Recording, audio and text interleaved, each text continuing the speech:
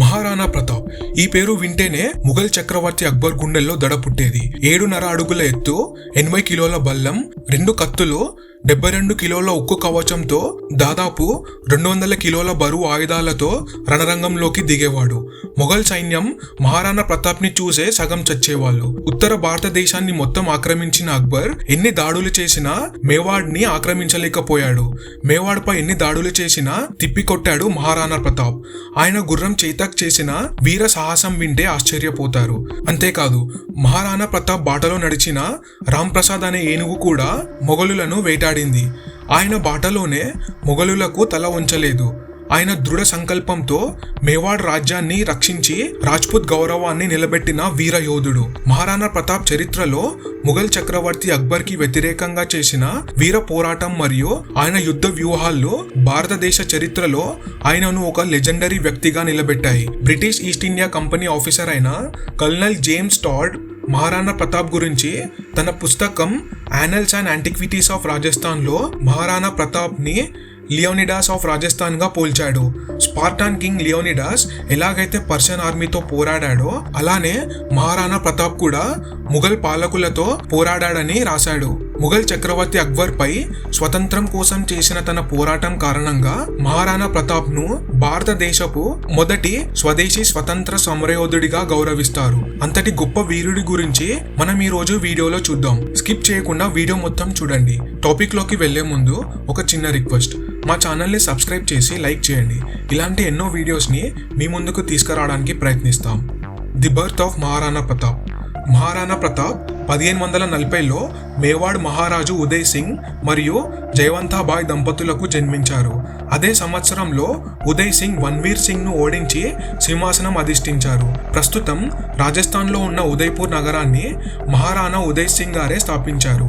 ఉదయ్ సింగ్ కు మొత్తం 24 మంది కుమారులు. ఆయన మొదటి భార్య మహారాణి జయవంతాబాయ్ తన పెద్ద కుమారుడు మహారాణా ప్రతాప్ కు జన్మనిచ్చింది. ఆయన రెండవ భార్య సజ్జాబాయ్ శక్తి సింగ్ మరియు విక్రమ్ దేవ్ సింగ్ లకు జన్మనిచ్చింది.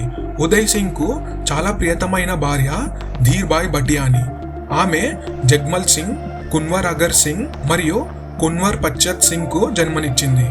మహారాణా ప్రతాప్ తండ్రి ఉదయ్ సింగ్ కి జగ్మల్ సింగ్ ను రాజును చేయాలని ఉండేది.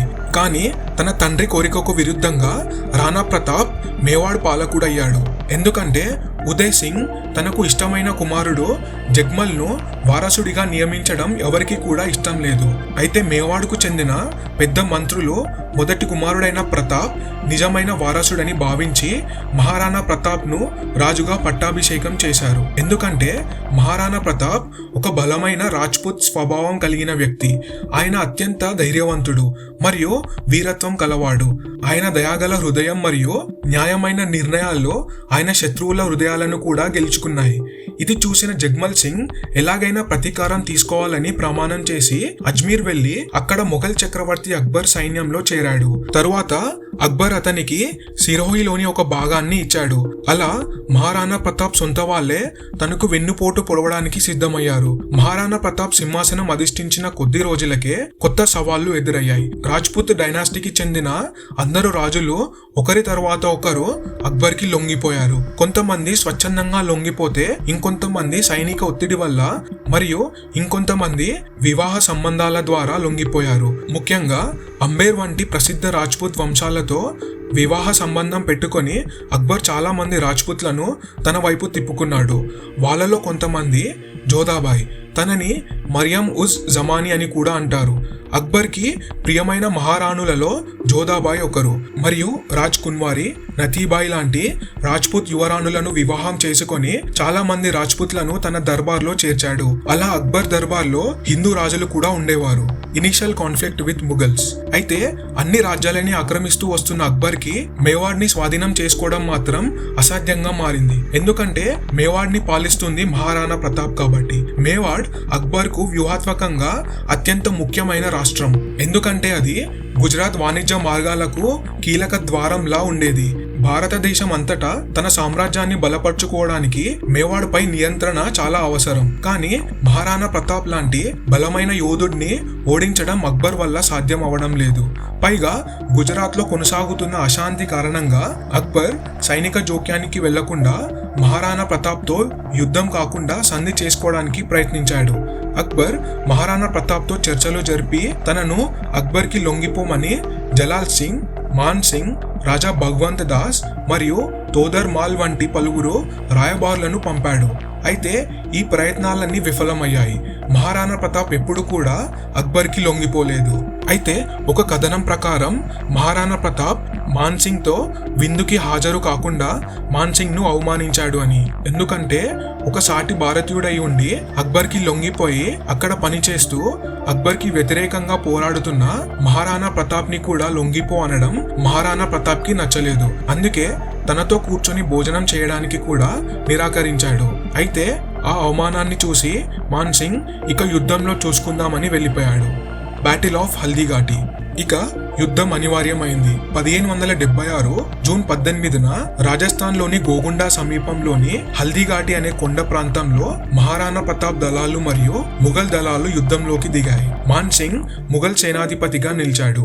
దీన్నే బ్యాటిల్ ఆఫ్ హల్దీఘాటి అని పిలుస్తారు. ఎందుకంటే ఇక్కడ ఉన్న మట్టి పసుపు రంగులో ఉంటుంది కాబట్టి. మహారాణా ప్రతాప్ దాదాపు 3000 మందితో యుద్ధంలోకి దిగాడు మరియు మాన్ సింగ్ 10,000 మంది ముఘల్ సైనికులతో యుద్ధంలో నిలిచాడు.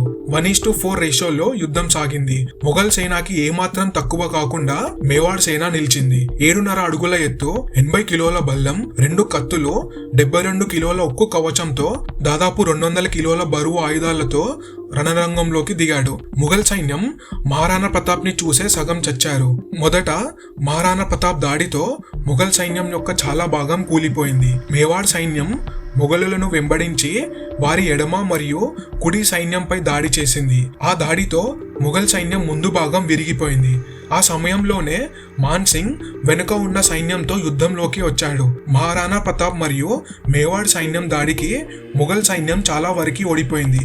అప్పుడే మాన్ సింగ్ వెంట వచ్చిన మెహ్తర్ ఖాన్ మొఘల్ సేనాతో ఇలా అన్నాడు: ముఘల్ చక్రవర్తి అక్బర్ తన సేనాతో మనకి సహాయం కోసం వస్తున్నాడు, మీరు ముందుకు సాగండి అని ప్రోత్సహించాడు. దీంతో మొఘల్ సైన్యంలో ఆత్మవిశ్వాసం పెరిగి యుద్ధం వారికి అనుకూలంగా మారింది. అయితే ఆ యుద్ధంలో మొఘల్ సేన ఏనుగుల కాళ్లకు కత్తులు కట్టేవాళ్ళు. అలా ఏనుగులు కొంతమంది సేనాని చంపేవి. మహారాణా ప్రతాప్ తన గుర్రం చేతక్ మీద మొఘల్ సేనాని చంపడం చూసి చాలా వరకు మొఘల్ సేన పారిపోయారు. ఒక సమయంలో తన గుర్రం చేతక్కి ఏనుగు కొమ్ములు తగిలి దాని కాళ్ళుకి గాయమైంది. దానితో మహారాణా ప్రతాప్ కింద పడ్డాడు. అప్పటికి ఆయన లేచి యుద్ధం చేస్తుండగా ఆయన కాళ్ళుకి చాలా పెద్ద గాయమైంది. దాన్ని గ్రహించిన జాలా చీఫ్ జాలా మాన్ సింగ్ మహారాణా ప్రతాప్ ఉండడం మేవాడికి చాలా ముఖ్యమని భావించి తనని ఒప్పించి మహారాణా ప్రతాప్ యొక్క కిరీటాన్ని తాను ధరించి తానే మహారాణా ప్రతాప్ లాగా యుద్ధ భూమిలోకి వెళ్లి మొఘల్ సేనాని నమ్మించాడు. అలా కొంత సమయం మొఘల్ సేనాతో ఒక్కడే పోరాడుతూ జాలా మాన్ సింగ్ ప్రాణాలు విడిచాడు. మహారాణా ప్రతాప్ గుర్రం చేతక్ తన కాలు గాయాన్ని కూడా లెక్క చేయకుండా మహారాణా ప్రతాప్ ని తనపై ఎక్కించుకొని యుద్ధ భూమికి దూరంగా తీసుకెళ్లింది. ఒక పెద్ద వాగు దాటి మహారాణా ప్రతాప్ ని ఒక సురక్షిత ప్రాంతం దగ్గరికి తీసుకెళ్లి అక్కడే చేతక్ తన ప్రాణాలను వదిలింది. స్పృహలోకి వచ్చాక మహారాణా ప్రతాప్ చేతక్ యొక్క ధైర్య సాహసాన్ని చూసి గర్వపడ్డాడు. అప్పటి వరకు ఏడవలేని మహారాణా ప్రతాప్ మొదటిసారి చేతక్ మరణాన్ని చూసి ఏడ్చాడు. ఇప్పటికీ చేతక్ మరణించిన స్థలం చేతక్ స్మారక్గా రాజస్థాన్ లో ఉంది. అయితే ఈ యుద్ధంలో మహారాణా ప్రతాప్ తో పాటు రామ్ ప్రసాద్ అనే ఏనుగు చాలా కీలక పాత్ర పోషించింది. మహారాణా ప్రతాప్ కి తన గుర్రం చేతక్ మరియు రామ్ ప్రసాద్ మీద గాఢమైన ప్రేమ ఉండేది. అక్బర్ మేవాడ్ నుంచి మహారాణా ప్రతాప్ తో పాటు రామ్ ప్రసాద్ ని కూడా ఖైదీ చేయాలని అనుకున్నాడు. ఎందుకంటే రామ్ ప్రసాద్ మేవాడ్ సైన్యంలో చాలా తెలివి మరియు ధైర్యవంతమైన ఏనుగు. యుద్ధం ప్రారంభం కాగానే రామ్ ప్రసాద్ తన మావుటి మరియు సేనాధిపతి ప్రతాప్ సింగ్ తన్వార్ తో కలిసి ముఘలుల సైన్యంపై దాడి చేయడం మొదలుపెట్టింది. రామ్ ప్రసాద్ ముఘల్ సైన్యంలోని 13 ఏనుగులను మరియు వాటి మావట్లను కలిపి చంపింది. ఒక్క ఏనుగు తన సైనికులను వేగంగా చంపేస్తుందని తెలుసుకున్న మాన్ సింగ్ ముఘల్ సైన్యంలో ఉన్న 7 శక్తివంతమైన ఏనుగులతో ఒక చక్రవ్యూహాన్ని రూపొందించాడు. ప్రతి ఏనుగు వద్ద 14 మంది బలమైన సైనికులను ఉంచాడు. ఈ దళాలు రామ్ ప్రసాద్ ని చుట్టుముట్టాయి, కానీ రామ్ ప్రసాద్ మాత్రం వెనక్కి తగ్గకుండా దాదాపు సగం మంది దాకా చంపేసింది. మాన్ సింగ్ ఇంకా సైనికులను పెంచి రామ్ ప్రసాద్ ను పట్టుకోగలిగాడు.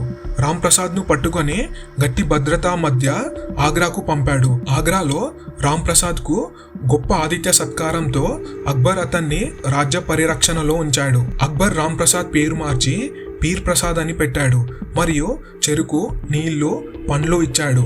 కానీ రామ్ ప్రసాద్ మాత్రం వాటిని తిరస్కరించింది. ముఘల్ ఆహారం మరియు నీరు తీసుకోకుండా 18 రోజులకు రామ్ ప్రసాద్ మరణించింది. అప్పుడు అక్బర్ ఇలా అన్నాడు, మహారాణా ప్రతాప్ యొక్క ఏనుగే నా ముందు తల వంచలేదు, అలాంటిది మహారాణా ప్రతాప్ ఎలా తల వంచుతాడని భయపడ్డాడు. Post Haldighati battle of Haldighati మొఘలులకు విజయం కాని విజయంగా మారింది. ఎందుకంటే వాళ్ళు మహారాణా ప్రతాప్ ను చంపలేకపోయారు, అలానే పట్టుకోలేకపోయారు. అయితే మాన్ సింగ్ యుద్ధం తరువాత వారం రోజుల్లో గోగుండాను జయించి తన యాత్రను ముగించాడు. అనంతరం 1576 సెప్టెంబర్లో గోగుండా, ఉదయ్పూర్ మరియు కుంభల్గఢ్ ప్రాంతాలు ముఘల్ నియంత్రణలోకి వచ్చాయి. అయితే ఇది ఎక్కువ కాలం ఉండలేదు. స్థానిక బిల్ సమాజం మద్దతుతో మహారాణా ప్రతాప్ ముఘల్ సామ్రాజ్యంపై గురిల్లా యుద్ధాన్ని ప్రారంభించి సమర్థవంతంగా వినియోగించాడు. ఆయన మేవాడ్లోని కఠినమైన ఆరావల్లి కొండలను తనకు అనుకూలంగా మార్చుకున్నాడు. ఆకస్మిక దాడులు, వేగవంతమైన గుర్రపు దళాల కదలికలు, సమన్వయ దాడులు వంటి ఆయన వినూత్న వ్యూహాలు మొఘల్ సైన్యాన్ని అలసటకు గురి చేసి మేవాడ్లోని పెద్ద భాగాన్ని తిరిగి స్వాధీనం చేసుకోవడానికి సహాయపడ్డాయి. భూభాగాన్ని వినియోగించడం, హిట్ అండ్ రన్ వ్యూహాలతో దాడులు చేయడం మరియు ఎంతో శక్తివంతమైన శత్రువు ఎదుట అంచలంచలమైన ప్రతిఘటన కొనసాగించడం ఆయనను స్వేచ్ఛకు ప్రతీకగా మరియు తదుపరి తరాలైన ఛత్రపతి శివాజీ మహారాజ్ వంటి వారికి ప్రేరణగా నిలిపాయి. Death of Maharana Pratap. ఒకరోజు మహారాణా ప్రతాప్ గ్రామస్తులను భయభ్రాంతులకు గురి చేసి చిన్నపిల్లల్ని ఎత్తుకెళ్లే పులిని వేటాడడానికి వెళ్ళాడు. విజయవంతంగా ఆ పులిని వేటాడి గ్రామస్తులను కాపాడాడు. కానీ ఆ వేటలో మహారాణా ప్రతాప్ కాలికి గాయమైంది. ఆ గాయం కాస్త రోజురోజుకి పెరుగుతూ ఉంది. ఆ గాయం వల్ల 1597 జనవరి 19న 56 ఏళ్ల వయసులో మహారాణా ప్రతాప్ మరణించారు. ఈ వీడియో మీకు నచ్చితే please like, share and subscribe to our channel.